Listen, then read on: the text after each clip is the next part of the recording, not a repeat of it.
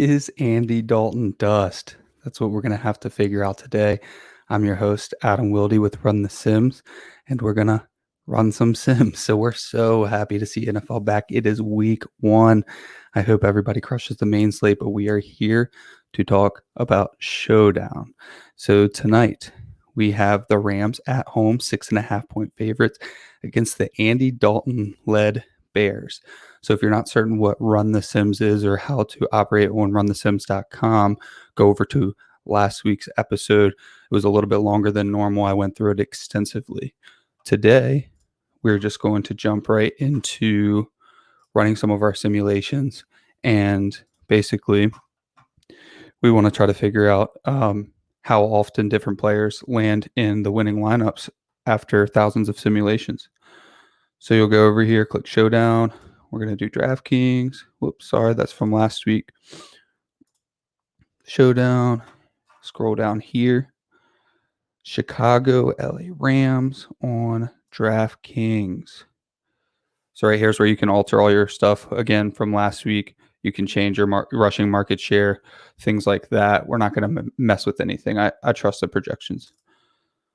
Go over to Run the Sims, analyze the playbook for a second, and then we will be able to start getting into it. The first thing that I notice is that there is a lot of Matthew Stafford. But the second thing I notice is that only 56% of the time are you seeing Andy Dalton. This is one of those slates where it's going to be a situation where you can fade a quarterback. I mean, you could play 0% Andy Dalton if you think that it's going to be one of those 4 interception games. The Rams defense is pretty much has to be a lock for you. So that's a decision point you have because there's really only one scenario where you full fade Andy Dalton, and that means that you have to play the Rams. I can't imagine playing no Andy Dalton and not playing a ton of Rams defense because there are many scenarios in which Andy Dalton finds himself into the winning lineup. He could play behind and just throw 50 times.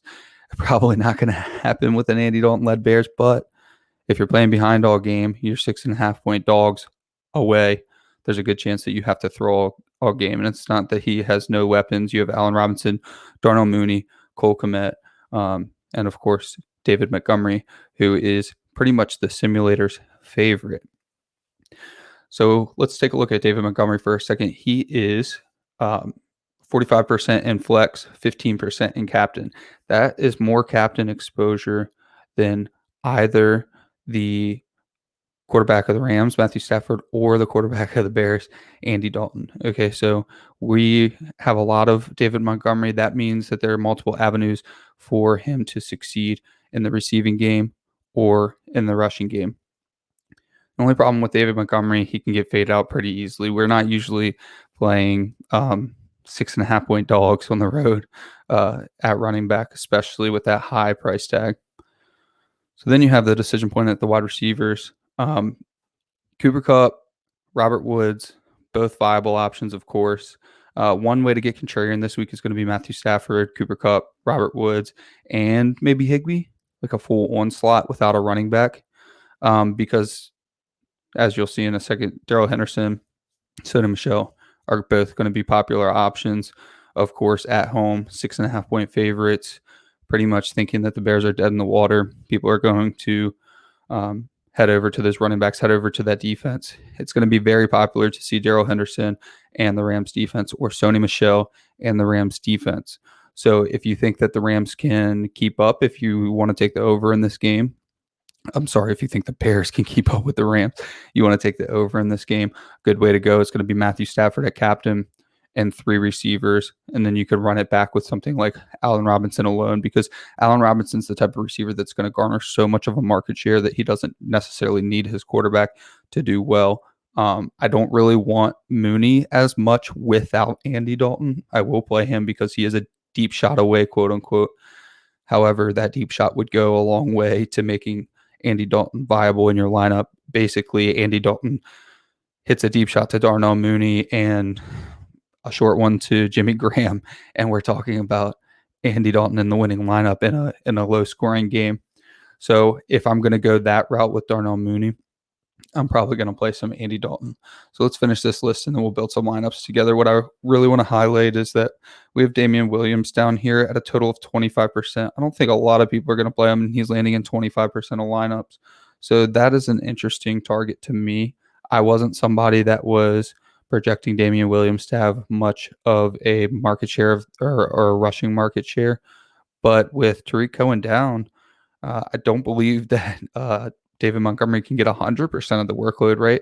And if we're saying that, okay, Tariq Cohen's down, the Bears are 6.5-point dogs away versus an incredible defense, and you're going to play the game script that Bears are basically playing from behind from quarter one, you should have plenty of dump off to Damien Williams. Actually, kind of think of Tony Pollard last week. I feel like it'll be similar usage for Damien Williams, and he's coming in at actually way cheaper than Tony Pollard was at 2,200. So definitely a viable punt there. Tyler Higbee's pretty expensive for this slate, and that could be good, especially for that stack I talked about earlier.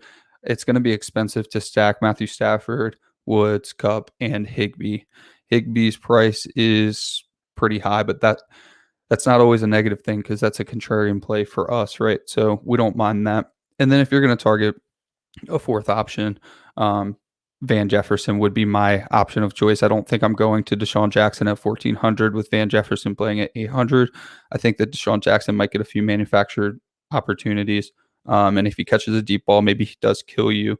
But I think Van Jefferson's actually going to be a focal point of the offense rather than, Deshaun Jackson coming in here and there. But we're going to stick around this 25 to 48 range when trying to build the meat of our lineups. So head over here to olddraftkings.com and see what we can build. I want to start with a Matthew Stafford captain. Go over here and see that Matthew Stafford ends up in 12% of captain. That's third on the slate behind David Montgomery and Cooper Kupp. So you have Matthew Stafford, and then we want to try Woods, Kupp, and Higbee, and see what we've got left. So we have 3,900 per position. So let's go with the full onslaught with Van Jefferson, and we'll see who we can run back at that price range. I don't really want to go solo on go solo on Darnell Mooney. So we'll actually try to go with Damien Williams as a run back option. And then we've got 5,600 to play with. Okay. That makes a little more sense to me. So we've got Damien Williams and Darnell Mooney, and we have our Rams onslaught. So basically in this lineup, we're saying that the Rams are going to score 1 trillion points, and Damien Williams and Darnell Mooney are going to be playing catch up. I actually like that, especially since Darnell Mooney is going to be, maybe he gets 3 catches, but maybe it's 3 for 75 and a touch. And if Andy Dalton doesn't get that dump off to, Jimmy Graham or David Montgomery or something random, then I can see Darnell Mooney making it into a lineup without Andy Dalton. So that's one viable option. Now I want to try Montgomery lineup. And if Montgomery's in captain, then that means that the Bears are producing better than we would expect, right? So we're going to go Montgomery, and then we're going to actually play this the opposite of consensus. So we're going to say that the Bears actually keep this game close. So then I want Allen Robinson, I want Andy Dalton, try Kupp. All right, we've got 4,300 to play with. Van Jefferson is not a bad option here. And what do we have left? 7,800. Ooh, and Darrell Henderson. I love that. A close scoring game. This looks good for a tournament. You actually faded Matthew Stafford. Might be a little scary, but I'm probably not going to have him in every single lineup. He's not quite a full lock for me, especially in a game that could stay close, because it's not like the Bears defense is terrible anyways. Let's jump back over to our results over here and just go through some of our custom lineups and see if they look anywhere similar to what we've been building. So we have Kupp, Woods, Montgomery, Stafford, Sony, Damien. This is an interesting lineup. It appears 12 times. You're going to notice that that's pretty much the sweet spot for the simulator. If you get 12, 13, 14, That's a really solid lineup. So that's how many times that appeared out of the thousands of times the simulation was run. Now, Cooper Kupp is our second most popular captain, so that makes sense there. Playing him with Robert Woods is interesting to me. So you're playing the second leading receiver for the Rams. Some would argue the first leading receiver for the Rams with Cooper Kupp. So that's going to be an interesting construction. And I love when I pull this up and I see a maybe not contrarian, but just like not an obvious construction as the most frequent lineup, because that means you can comfortably play the most frequent lineup and not plan to get duped by 6,000 of your friends. So you have Cooper Kupp with Matthew Stafford, Robert Woods, Sony Michel, mostly just cost relief. And then Damien Williams is trying to play keep up. The interesting thing that I'm not understanding is that David Montgomery with Damien Williams, that's essentially just Damien Williams does well as the spell back, and he gets 35 to David Montgomery 65. And that could happen for sure. We haven't seen it yet, so we don't know how much involvement Damien Williams is going to have. Is David Montgomery going to be an 85% back? He's not. So you have to assume that Damien Williams is going to get some sort of run. I'm assuming a lot of the run comes in the pass game. But I don't expect that David Montgomery gets fully faded out of the pass game either. It's not going to be a situation where it was like Ronald Jones and Giovanni Bernard. Of course, Ronald Jones fumbled and didn't get to play anymore. And then Leonard Fournette gets the five targets, right? So David Montgomery definitely has an avenue to 5, 6, even 7 targets in this game. But we just don't know yet. So week 1 is the week to basically paint your own picture. What do you think is going to happen in that backfield? If you think that it's going to be 65% David Montgomery, 35% Damien Williams, but they're going to do the same thing. So you see some Damien Williams on first and second down. You see some Damien Williams on the goal line. You see some Damien Williams in short yardage. That's a situation where you play both backs, and I promise not very many people are going to do that construction. And that's what you have to do to take down these large field tournaments. Let's go down one more. Matthew Stafford captain. Matthew Stafford is my favorite captain of the week. It's not very often that you're going to get the quarterback of a high-powered offense being the second or third most popular captain. So that's very good here. Matthew Stafford, Cooper Kupp, Darrell Henderson, Robert Woods. Sony Michel's just cost relief, so I'm not going to read too much into the Darrell Henderson and Sony Michel situation there. They're both going to get touches, of course. Probably closer to 50-50 than the David Montgomery and the Damien Williams that we talked about earlier. So I can see both of them getting there. Hopefully, Darrell Henderson is getting more of the receiving work. I think he should. And hopefully, Sony Michel is maybe the goal line back. So maybe Sony Michel punches in a 2-yard touchdown. He hits value. Darrell Henderson gets 3 or 4 catches. He hits value. Basically, you're just surrounding yourself with as many Rams players in this build as you can fit. And then you're just running it back with Damien Williams because, like I said earlier, if you can project Damien Williams to be the catch up back, the receiving back, that's where you want to go with that. Because if you're going to run an onslaught, you're going to need a cheap bring back. So your cheapest bring back is going to be Damien Williams, and that's the cheapest viable bring back. Because if you go down to this next one, if you want to use David Montgomery as your only bring back, which is going to be a tough sell because we don't know that he's going to get there playing catch up. But when we build this lineup, Darrell Henderson as captain, David Montgomery's playing catch up, right? So in this lineup, you're basically assuming that David Montgomery has the ability to catch 5, 6, 7 balls, and that's certainly possible. So you're running Darrell Henderson as captain, assuming that he's going to get a lot of the work. He's going to get the touchdown. Notice no Sony Michel in this lineup.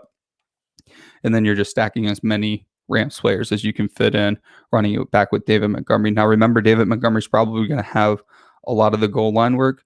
So in that situation, it's not that hard to see that David Montgomery punches into, still makes it into the optimal lineup, and they lose 35-14 or something like that. So that's not out of the realms of possibility either. So this is how long our videos are normally going to be, 15 or so minutes. We're going to build our lineups first. We're going to go back to the simulator. We're going to look at our custom lineups. Then we can also go over here and look at our projections for a minute. So basically, it's the optimal results are indicative of our projections. So we have 18 points for Matthew Stafford. The next closest is David Montgomery at 16 points. And then you have Andy Dalton down here at 15 points, Cooper Kupp at 15 points, Allen Robinson at 15 points. Oddly enough, Robert Woods is down here at only 13 points projected median. That's 2 points less than Cooper Kupp, which is why you see Cooper Kupp in there at captain. And remember, if you don't necessarily agree with Cooper Kupp commanding a higher target share than Robert Woods, you can certainly go over to your inputs and manually adjust Cooper Kupp's target share down and adjust Robert Woods' target share up. So that's going to do it for today. Thank you so much for coming out. It is football week 1. I hope everybody out there crushes the main slate. And thank you so much for coming out.